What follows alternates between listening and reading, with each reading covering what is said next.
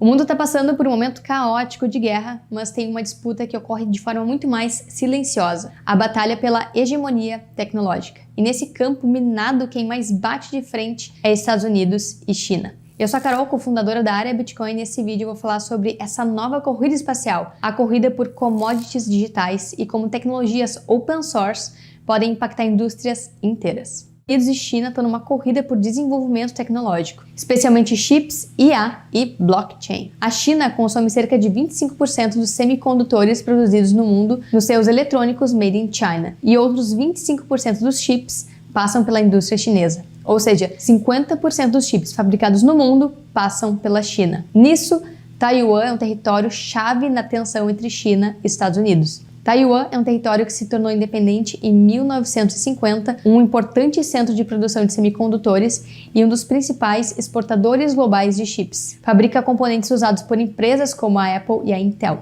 A posição estratégica de Taiwan é fundamental. Taiwan está geograficamente próximo da China, que é um dos maiores consumidores de tecnologia e semicondutores, e complementa e muito a produção de produtos made in China. Já os Estados Unidos são o maior comprador de semicondutores e produtos eletrônicos de Taiwan, além de serem o seu principal aliado militar, fornecendo apoio e armamentos para garantir a defesa da ilha contra possíveis ameaças vindas da China. A batalha por tecnologia também afeta Taiwan, que tem que manejar essa complexa relação entre essas duas potências globais. Para além da queda de braço em territórios, os Estados Unidos tentam barrar o desenvolvimento tecnológico chinês, criando sanções e agindo via regulação nas suas próprias empresas. Em outubro de 2022, aprovou um pacote de proibições em relação à indústria chinesa de semicondutores, mais especificamente chips que facilitem a criação de computadores quânticos.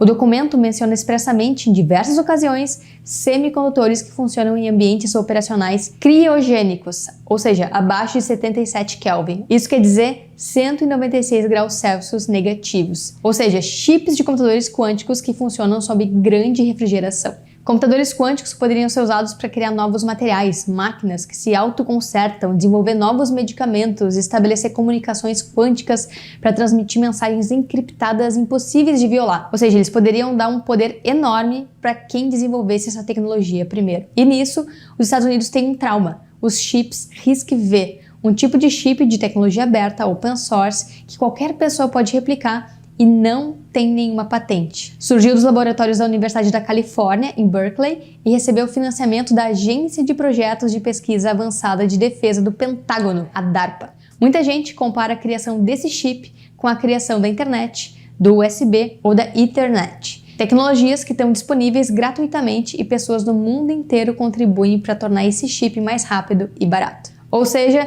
não tem como os Estados Unidos patentear, decidir quem pode ou não usar esse tipo de tecnologia e nem cobra royalties por isso. E o que aconteceu? Quem começou a usar esses chips foi a China.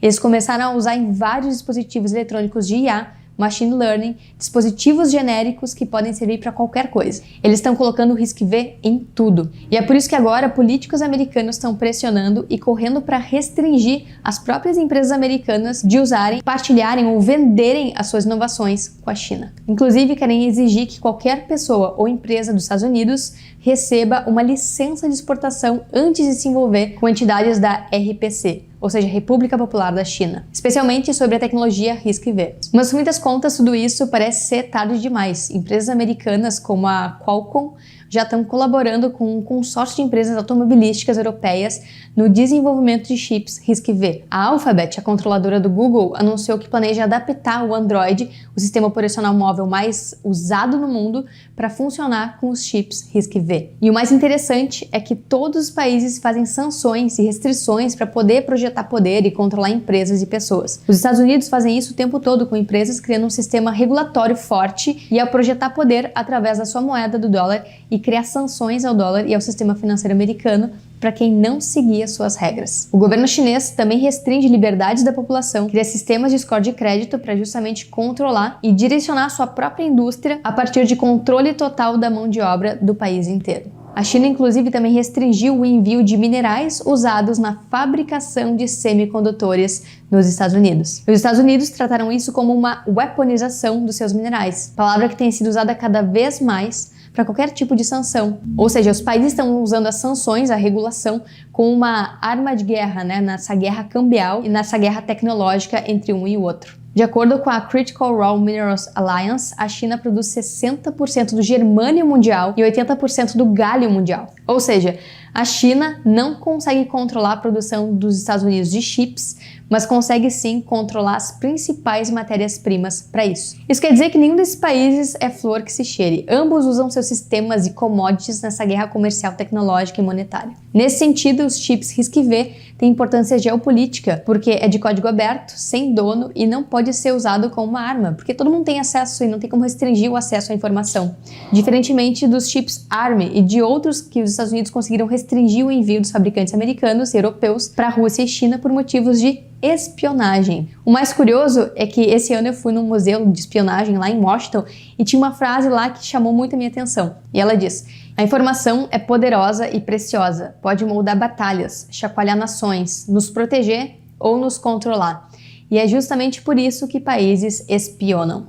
Mas enfim, o mais legal e a grande sacada desses chips é que eles são de código aberto. Quem supervisiona é uma fundação sem fins lucrativos com sede na Suíça. E apesar da China usar muito esses chips, ela não tem controle sobre eles. E o mais incrível é que já é possível criar uma carteira física de Bitcoin, uma cold wallet, a partir desses dispositivos que usam esses chips RISC-V. São dispositivos genéricos como esses aqui, ou seja, você pode comprar esse M5 Stick V, que foi feito para Machine Learning e IA, e transformar esse dispositivo numa carteira Bitcoin. Ou esse outro aqui, o Mike's Amigo, que tem múltiplas funções, tem acelerômetro, você pode transformar ele no que você quiser. Ou você pode até comprar os chips RISC-V, mandar imprimir uma capinha, os comandos, os botões e criar sua carteira do zero, construir a sua própria carteira. Isso é incrível porque qualquer país pode produzir um RISC-V num cenário de escassez de semicondutores. E isso facilita muito. E até mesmo em situações extremas, né, de ditadura, por exemplo, que proíbe a importação de carteiras, né, tradicionais físicas de Bitcoin. Vamos supor que você mora na Nicarágua ou num país que proíbe Bitcoin porque não quer que a população se proteja da inflação. Eles querem continuar diluindo todo mundo via impressoras, né? As pessoas, elas podem comprar esses dispositivos genéricos,